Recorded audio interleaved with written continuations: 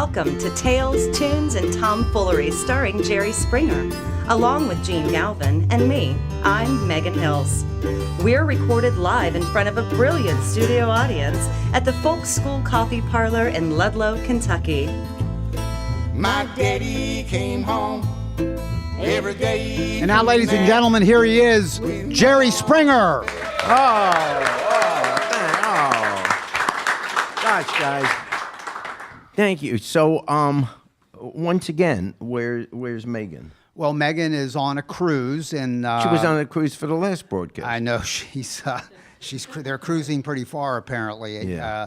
But you know, there's some things coming up. One of them involves Megan. She has to be back for this. We have this promotion called Would You Like to Date Megan? And Megan is available. She's not married. She dates around. She's on a cruise. She's going to meet 50 guys. All right. Well, if she still is unattached when she gets back, there is another guy. If she's unattached by the time she gets back from a cruise, she is a loser. No.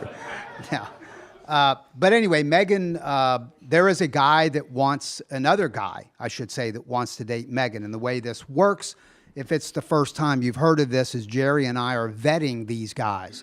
We're like the crazy uncles that are like, you got to get past us. And when Megan finally selects a guy to do the date with, the date is to a restaurant in this vicinity. My wife and I will be on the date, sort of European, Spanish, or Italian chaperones. You know how that would work? They kind of walk behind you. If you saw The Godfather, you saw it in Sicily. Gene, you need to get a life. Yeah, I know. It's the only way I'm going to get a free meal. And I got a GoPro, on my ball cap, so I'm watching the date. So anyway, we got that coming. Then there's this State Senator Tip Kemper, who persistently calls our show with these very innovative ideas. And I am arranging to come on in the future. His latest idea is a state bill that would require all women to wear burkas. And we'll talk about that in a future episode because he has, and Springer's looking. Well, anyway, no, I'm not going to speak for him. I'm not representing the idea. But that is coming. Hey, I want to show you something, I'm sorry, Jerry. I thought I was living in America, but go ahead. No, you are. I want to grab here. It's leaning up against the wall, and this is a podcast, audio only, no visual, but I'm holding what is a cigar box. Yeah. Legitimately, it's a cigar box. And someone, he happens to be in the audience here, in fact, he's sitting on our left, made this. And I'll tell you, the reason I want us to talk to Dan about this is that, and we mentioned in a couple previous episodes, we're going to Cuba to go down there on behalf of the podcast and get some music, record some music, do some interviews. And you and I both are cigar smokers, and I'm real anxious to buy whatever legal amount I can buy in Cuba and bring back. And there is, according to the new rules in America, that you can buy X amount of dollars of cigars. So I want to get a box of Cuban cigars, bring them back, and see if Dan would then make one of these for me. And you may want to do the same thing because he builds these. Dan, tell us a little bit about this and how you came to building small guitars. I was just on the internet one day, like a lot of people do, and I happened to come across a few pictures of other people that were building them. And my father-in-law passed away not too awful long ago, and I don't know if you remember Often Camp Hardware is on Central in the Cincinnati Parkway. Yeah. Well-known hardware, Well, so old school. If you remember, when you go in the store, behind the counter was all these wooden drawers that had hardware parts in them. And my father-in-law ended up with about 30 of them. And I made 3 of them, one for my son Alex, and one for my nephew Scotty, and one for myself, just so they can in remembrance of the grandpa. And from there it went to neat idea. Nice. From there it went to cigar boxes and. Can I do something, this is sort of impromptu, but Maria Corelli, who is a barista here at the Folk School Coffee Parlor, let's give her a round of applause. And Maria, I'm going to have you come over to where Dan is sitting and maybe even swap seats with him. And I'm going to ask Maria, Dan is not a guitarist, and but that guitar Now that's actually a three. Yeah, it only has three. string I noticed guitar. it had 3 strings. Yeah. And Dan makes them both 3-string and 4-string, 3-string or 4-string, and they both work. Correct, Maria? Yeah. And do something on it. Just give us an idea of what you can do with a 3-string guitar made out of a cigar box. Alrighty.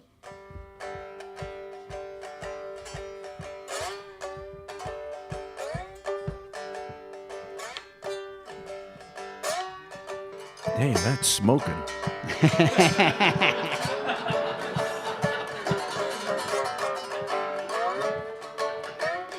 Maria Corelli. There you go. Yeah. Yeah. And Dan Havlin. Dan, thank you very much for letting us know about that's kinda those. cool. And Yeah. when we Where come, can people go to get them? Yeah, can people?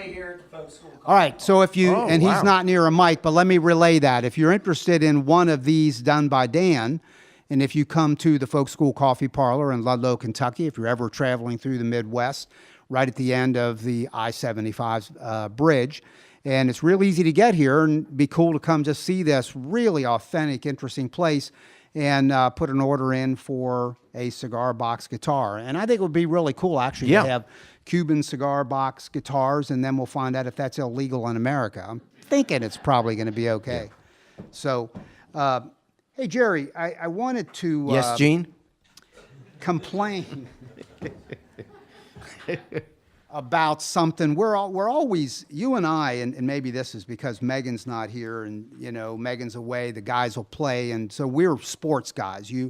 I'm obsessed with college basketball, specifically my team, where I graduated, got my master's degree. I've been an adjunct professor, all at Xavier University in Cincinnati. Oh, you didn't get to go to college? See? You see what I'm saying?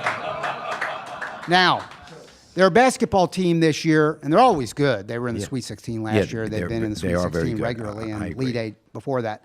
So their basketball team this week is, 5 in one poll, 6 in another poll.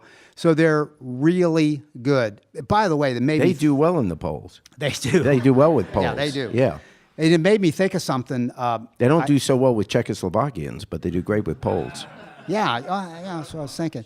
So I went to a basketball game at Xavier, and I wanted to mention this to you. That's why we couldn't broadcast. That's why we couldn't do this. There are podcast. some nights on Tuesday we can't do a podcast because there's a game, and I have season tickets. But I went to a game, and I wasn't even in my season tickets, and there's this big rivalry. Xavier University and University of Cincinnati in college basketball. Locally, it's called the Crosstown Shootout. They make a big deal out of it. It gets a lot of pub, actually, nationally, as one of these classic rivalries. I went to a game recently when that rivalry was happening, and near me there was a seat empty. And now this is one of those games where there should be not one seat empty. Every person is either going to sit in a seat they bought, or someone else is going to sit in that seat that they gave the ticket to. Empty seat. I leaned over strictly out of curiosity, and I said to a guy, wow, and it's like 2 minutes before tip. The seat's empty. And he says, bad story. What? And he says, my wife sat in that seat for 34 years as an avid follower of this basketball team along with me. And she died. And so that seat is empty. And I'm thinking, well, the guy's saying now this is a memorial to her to leave it empty. It's kind of a cool thing, like the riderless horse when President Kennedy died in the funeral. And I shouldn't have said this, but I did. I said, still, couldn't you have gotten either some close friend or relative or loved one of hers to use the seat? He says, no, they're all at her funeral. No, so what? I tell you what happens, and then that's what you do? Oh, I just told you what happened. That is so cool. That is so cool. That was good. That was pretty good, wasn't it? Why- Now, what site do you go to on the Why internet to can't get those? Ladies and gentlemen, it's called show prep. Professionals do show preparation. You come in here, you get a fresh joke, you turn it into some stupid story, and you do something. He has a personal assistant who could sit for all day long on Tuesdays and look up jokes on the internet. What's the deal? It would be stolen. Yeah, that's probably true. Unlike, the guy who was standing outside and I'm coming in. And Really? Yeah, and he put his hands in my pocket. Are you serious? Yeah. This I is said, what are true? you doing? He says, I need some change. I said, why didn't you ask me? He says, I don't talk to strangers. You know, speaking of sports, my passion is Xavier Basketball, and this is true. And Jerry's passion is Major League Baseball. It's a huge deal. By the way, let's hype our podcast on, I believe it's April 2nd, in the Covington area, in a very historic part of Covington, Kentucky, right across the river from Cincinnati. The Folk School Coffee Parlor people do a thing called the Whispering Beard Folk Festival. And those same people, they're all the same people tied together, great people. They're doing a home run derby 2 days before opening day of the Cincinnati Reds, and they're going to do a wiffle ball home run derby. It's going to be very cool. That was like the biggest thing at the All-Star game, which was in Cincinnati last summer, was the home run derby event. So our podcast will be there as part of that, and I'm really looking forward to that. Are you entering? Yeah, I'll do. Yeah, I'll swing. I'll swing in the home run I derby. will beat you like a I rented think mule. you probably will. I think you probably will. Made me think of a time when you were giving speeches around Ohio politically just a few years ago, and I was along as the entourage of one, talk to that guy over there. And I will tell you that Jerry, and this is true, is incredibly gracious. He is amazingly friendly and courteous no matter how tired he is. He never, ever says no to an autograph, a photo. But there was a night in a bar in Cleveland. Do you remember that night? Yeah, well, and we some don't need to other bring that thing up. jumped out. Something dark inside of you jumped out. Do you want to tell what happened? Yeah, it was 2004. And the Yankees were, oh no, it probably was 2003. I'm sorry. The Yankees were playing the Red Sox in the playoffs. And it was the last game of the playoffs, and the winner of that game would go on to the World Series. So anyway, it's now in the ninth inning, and the Yankees were losing by 2 or 3 runs. Somehow they tied it up. We come into this bar. I'd finished the speech. We're just going to drink. And, oh, great, the game's on television. Yep. I just wanted to see this. But, you walk into a bar, and if you're known or whatever, people are going to be nice. They come up. They want pictures. They want to talk and all that. But this is the ninth inning. Yeah. In fact, this is now this is the bottom of the ninth or the bottom of the 10th. I honestly don't remember, but it was the Yanks had tied it up, and now they start and they had no hope during the game. They were losing by so much. They just managed to tie it up in the last inning. Now Aaron Boone comes up in the bottom of the ninth or the bottom of the 10th, and whoever wins this game is going to the World Series, and it's against the hated Boston Red Sox, if you're a Yankee fan or whatever. So this was everything. And these people, this is Cleveland. Yeah. They hate the Yankees. Yep. They're un-American. Mm-hmm. And and I'm trying to watch. And these young ladies come over, and they were drinking, and they're sitting down, come on, take a picture, and they're putting their arms around you. And I kind of lost it, and I was very rude. And she, oh, come on, one picture. But Aaron Boone is up, and I just turned to her. It was horrible. It was very impolite. I said, "Please go away." Yeah. I mean, That's pretty much it. Yeah. And everyone at the table was startled. Yeah. And then Aaron Boone hit the home run. Yeah, he did. And the Yankees, that was the next year the Red Sox won the World Series. Do you think that decorum ends in the bottom of the ninth? Is that the Yes. takeaway from this? Yeah. That somehow God gives you a pass if it's in the bottom of and the ninth. being a Yankee fan is the only part of me that is Republican. Yeah. I mean, the Yankees they spend all the money, they wear the pinstripe suits. There's a sense of entitlement. It's rooting for the Yankees. I get a little bit of the karma of Dick Cheney. I can, 2 or 3 hours a day, I can know what it's like to be him, and then the game's over, and I go back to being a human being. Yeah. But no, that's unfair. That's unfair. Since you brought up politics, And I know that recently you spent some time in Iowa, and you're doing reports. You're covering the American presidential elections for a TV station in London. Sort of the counterpart of the Today Show, I guess you would say, or Good Morning America. In fact, one of the kind anchors of the morning show, as a side note, is Piers Morgan.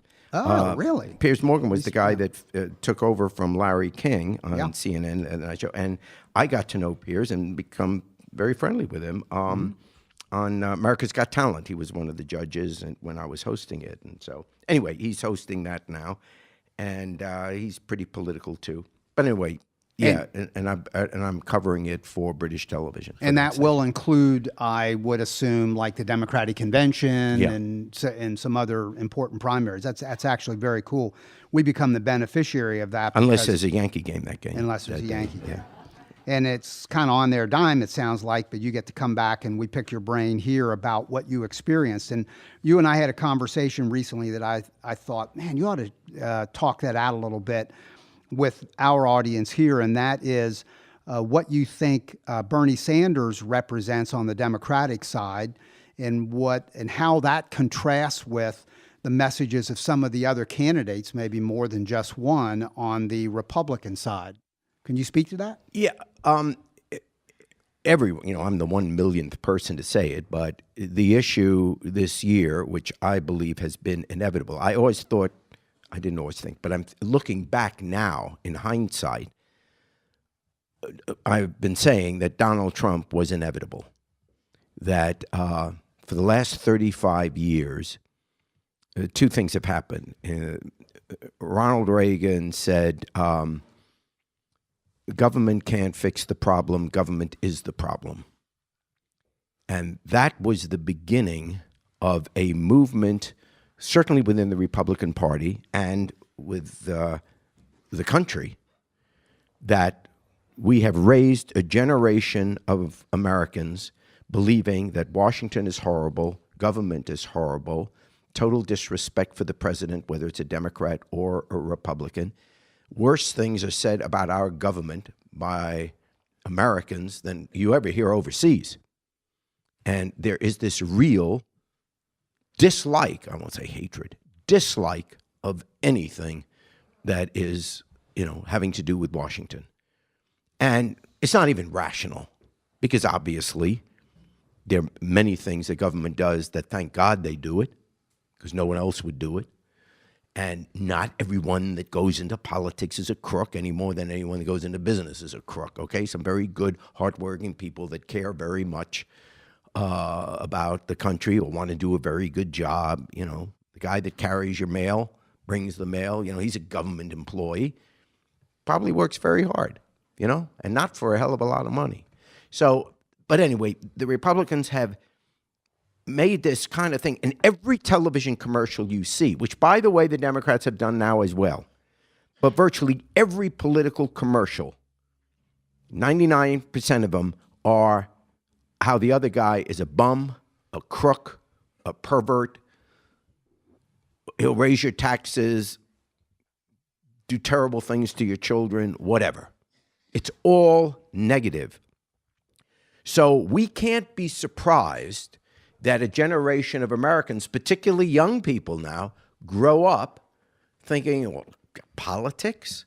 I mean, who thinks politics is an honorable profession anymore? When I was young, politics was an honorable profession. I remember John Kennedy saying that. And it was like, wow, this is the greatest thing. What a wonderful thing to go into, help your country. We'll put a man on the moon. There's nothing, we can't do if we put our minds to it. Very positive. And all of a sudden now, everything with government, when Reagan started with, I'll get government off your backs, it was always, government is horrible, horrible, horrible. Okay. In that environment, can we be surprised? And you couple that together, by the way, with technology and the development of the social media. So it was inevitable that eventually people would run for office that would run purely on being anti-government against these horrible villains that are in Washington. That was inevitable. And so we get it. Now, because of the social media, there is a blurred line between politics and entertainment.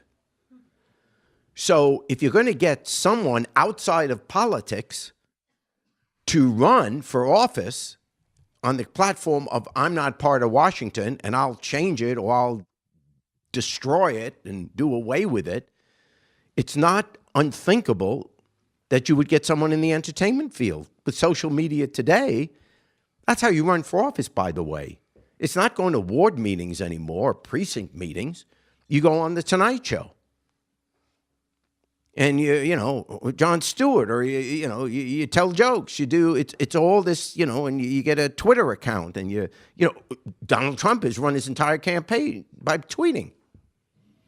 So none of it is shocking. We all the pundits are saying, how the heck did Donald Trump get to this position? But 20 years from now, historians will look back at this and see that what has happened in America, in the political world, was absolutely inevitable. We should have seen it coming. And it's not just in the Republican Party. You see it in the Democratic Party with Bernie Sanders. Someone, at least politically on the outside, even though he's been a politician his whole life, but as his party is the Democratic Socialist Party, and now he's running in Democratic primaries. But someone clearly on the outside, because there is in America a disrespect for the government and an anger at all institutions. Because of media today, all institutions are being challenged. Whether it's the church, the banks, whether it's the government, whether it's educational institutions, the media. If you're big, if you're powerful, if you're an institution, you are disliked, and horrible things are said about you, even though the chances are 90% of the people that are in each of these things are probably pretty good people. But we just distrust everything. Now, so we know that there's anger and distrust in America. Now, what's the difference between the Republican and the Democratic Party? Because this is what's going to happen in the next 20 years, I believe. On the Republican side, the anger is simply to stop it, do away with government, do away with programs, tighten the belt so much that we literally squeeze out of existence various programs. So the Republicans, all of them now, are running on cutting the budget, doing away with Obamacare, threatening Medicare, certain states saying we're not going to sign up for Medicaid. I mean, whatever it is, no gun legislation. Whatever it is, we don't want to do it anymore. So it's not like any Republican is running for office with proposals about what to do. Every one of their speeches is about what they're going to cut out. There's not even a program we can have a debate about. Every one of the candidates is saying, we won't do this anymore. So the anger is expressed by go away. On the Democratic side, the anger is expressed in programs to do something better. And I'm not being partisan. It's Bernie Sanders. And what Bernie Sanders is calling for is, in his words, a revolution. And what he is saying is that the economy in America is rigged against middle and lower income Americans. And it is kept in power by corrupt campaign finance laws. So that the cost of running is so expensive that a few people with huge amounts of money can basically, whether it's the Koch brothers or whoever, can basically decide who the candidates are going to be and who's going to have money, unless you're Trump and you got it yourself. And they will be able to buy a Congress, buy a Senate, buy a president, they're trying to, that will keep their interests, the wealthy interests, in power. This is Bernie Sanders saying that, and the only way it can be changed, and what Bernie Sanders is saying is he believes that health insurance in America should be a right, not a privilege, a right. Everyone should have it simply by being a human being. He says the minimum wage should be $15 an hour all over.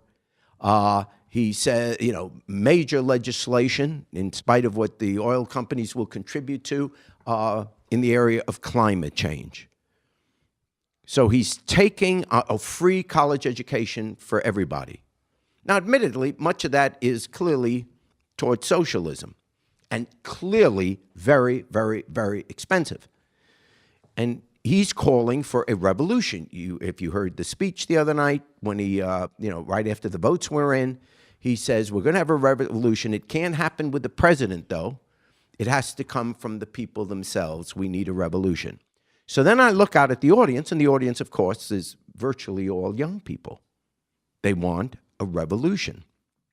I don't think it can be elected today because America isn't there today. And I've said on other occasions, I can't look at the electoral map and see how you can put together 270 electoral votes with that, because many, many Americans, even progressive Americans, said, we can't have a total revolution, because if we have a revolution, everything we now are accustomed to in our lives will suddenly change. Revolutions in the world come about usually through violence. Reform comes through elections, through the peaceful transfer of power from one president, one administration to the next. We do that with no violence in America. But it's hard to find where there's really been a revolution in history that hasn't been violent. And the reason for that is people in power are not going to give up their way of life without a fight. So I think calling for a revolution, it's a great political speech, and I love a lot of those issues, but America isn't there, and I can't see Americans voting for all of that. I mean, they'll say, if you say health insurance is a right, which I firmly, firmly believe, and that is something we should have more taxes on to make sure every American can afford a doctor or get to a doctor, get health care. That's going to be very, very expensive. But then if you add to that college education should be, public education should be free tuition, that adds another cost to it. In other words, you can't have every program and then finally people are going to say, no, I'm not going to pay that much in taxes, and they're going to say no. But in the future, all these young people that are for Bernie, 10, 15 years from now, they're going to be a majority of the voters. I think that's the future. I don't think the Cruzes and the right wing of the Republican Party is the future. They are holding on to office based primarily on cultural issues. And that is the last bastion. I mean, Cruz won Iowa because of the Christian right. But eventually, my generation, we're dying out. And a younger generation will say, we're going to have a new America. And it's going to be an America where the system has to be supportive of all these social issues. We are moving towards socialism. Medicare is socialism. So what Bernie Sanders is saying is, if you have Medicare for people 65 and over, why not Medicare for people at the age of 1 and over? In other words, everyone should be on Medicare. So it's not a change of philosophy. If we can have socialism for seniors, why can't we have socialism for everybody? That's where we're going. You can't yet win an election on that, but Bernie Sanders is the forerunner. That's what history is going to show. He will not be our next president, I believe. But his policies will start to become mainstream. You're already seeing Hillary become, who I like. You're already seeing Hillary start to move more and more to the left. The whole premise of our podcast, why we got started, the name of our company is Liberals Always Win. I firmly believe that in the arc of history, in the end, liberals do win. But it isn't going to happen overnight with a revolution. It's going to happen incrementally. First, we'll get the health care, then we'll get the school, the college, and then we'll get something else. But it's going to happen, and that is the future.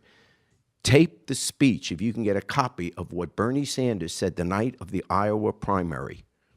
That is America 10 to 15 years from now. I don't know if I'll still be around. That is where America is going.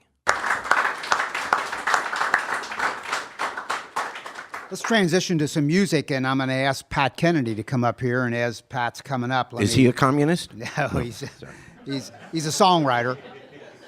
Pat Kennedy is a great friend of ours, and I'm going to brag on him as he's getting his guitar ready.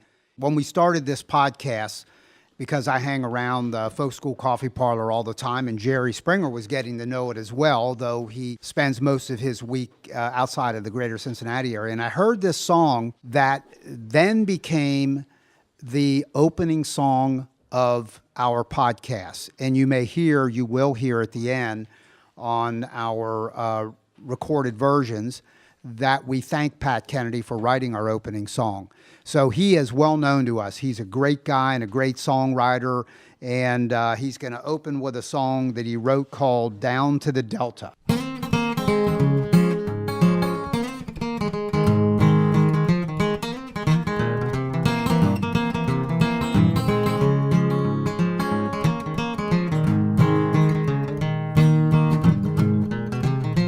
Leave me alone, take me on home. I'm so tired of this shit, I can't go on. I ain't got time to live my life like this no more. You used to be so kind to me. Now my heart gets trampled under regularly. I just can't be the man you want me to be. So long, Mama, I'm going down to the Delta where the trees and the grass are always green. I won't send for nothing, I got everything I need. I leave the rest out on the sidewalk by the street.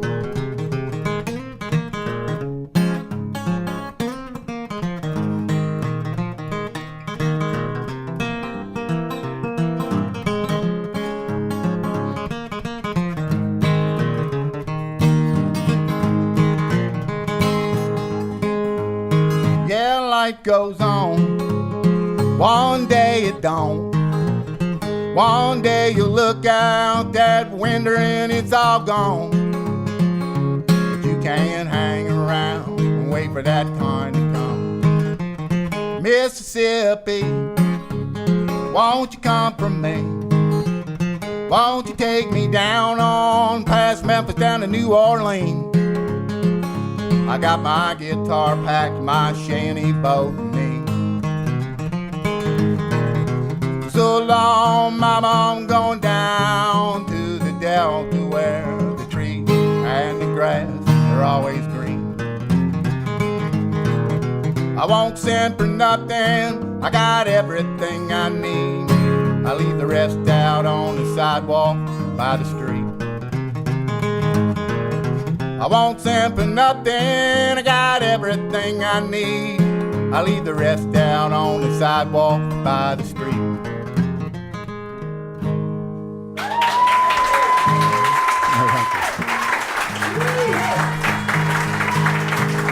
Thank you. Pat Kennedy, he's really good.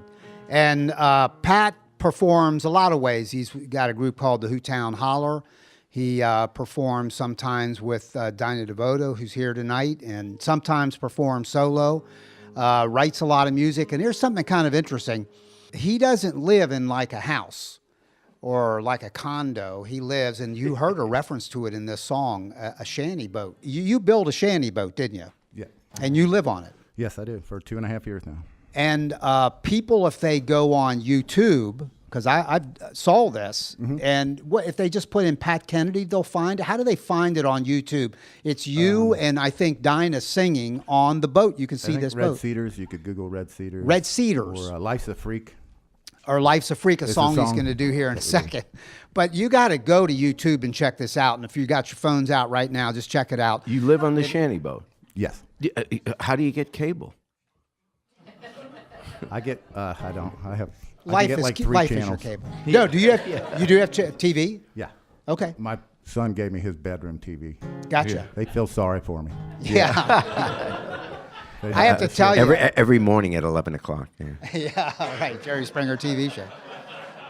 When I saw this boat on YouTube, it's a very cool boat. I mean, it's not.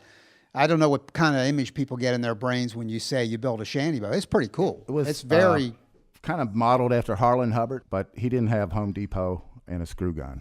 Yeah. There's a big difference. it's good stuff. I don't claim to be as like Harlan Hubbard, but yeah, it's made out of plywood, and I basically needed to retire and couldn't make enough money to do it, but I could decide to live for nothing. And you live in a marina where there are some I do other right boats, now. but you're there year round, though. Yeah, I'm there year round. I'm going to move to Shiloh down the upriver a little bit this spring. Interesting. Yep. And then you corrupted young Maria Corelli, the barista here at Folk School Coffee Parlor, because now she's a she's neighbor. living on a boat. She's a neighbor. She's a neighbor. Down at the she's at the beginning of the dock. Yeah, They she's put she in me the higher all the way down class at the- area or the lower class area? She's with the rich raft. She's with the rich raft. That's good. Okay, so Life's a Freak. Tell us about it. Well, I can't sing that. When we went over this is a live broadcast, and it's got a FCC violation in it. Okay. But this one here is called Emmylou, Okay. and it's not really about anybody in particular. But Gotcha.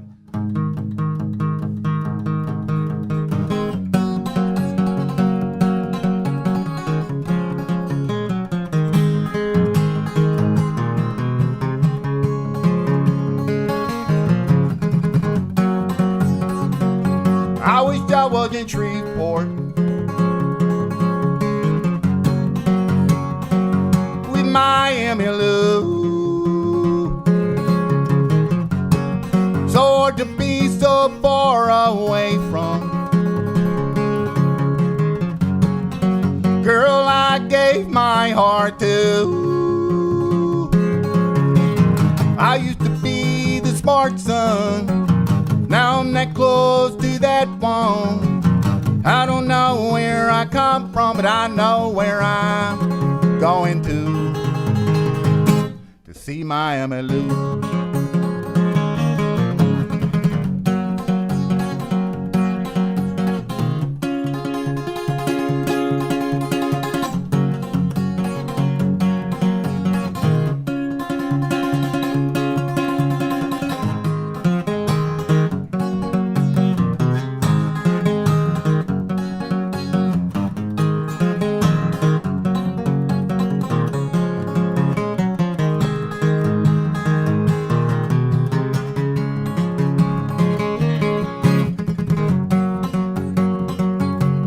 My mama said, son,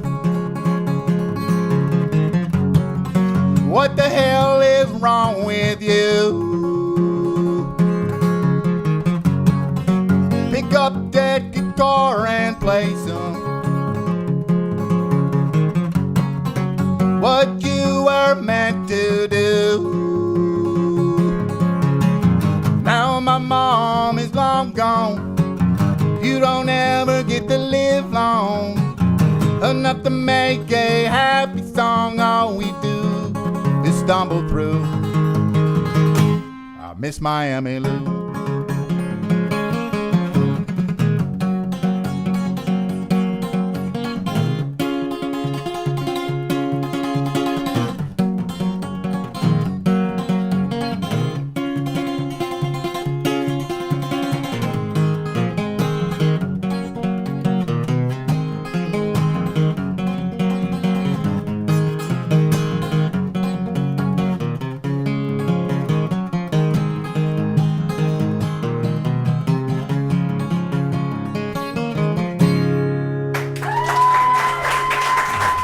thank you.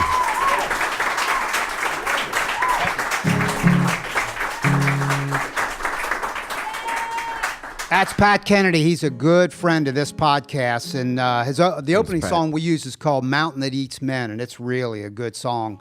And we use it just because we love the sound of it. It Yep. doesn't tell. It's a great story. It's one I encourage you to look into too. And it's on. You hear it in the front of all of our podcasts. And hey, can you take us out on Irene Goodnight, Pat? Sure. We appreciate it.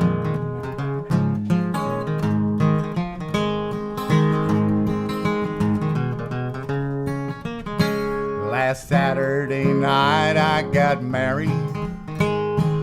Me and my wife settled down. and my wife have parted, I think I'll go out on the town. You've been listening to Tales, Tunes, and Tomfoolery, recorded live at the Folk School Coffee Parlor in Ludlow, Kentucky.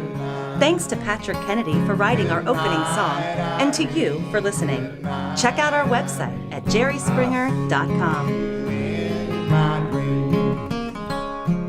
Sometimes I live in the country, sometimes I live in town.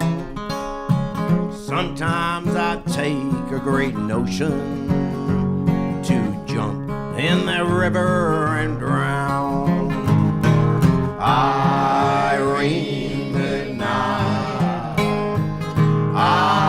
Irene, good night. Feel the burn. Good night, Irene. Good night, Irene. I'll see you in my dreams. Y'all come back now, you hear?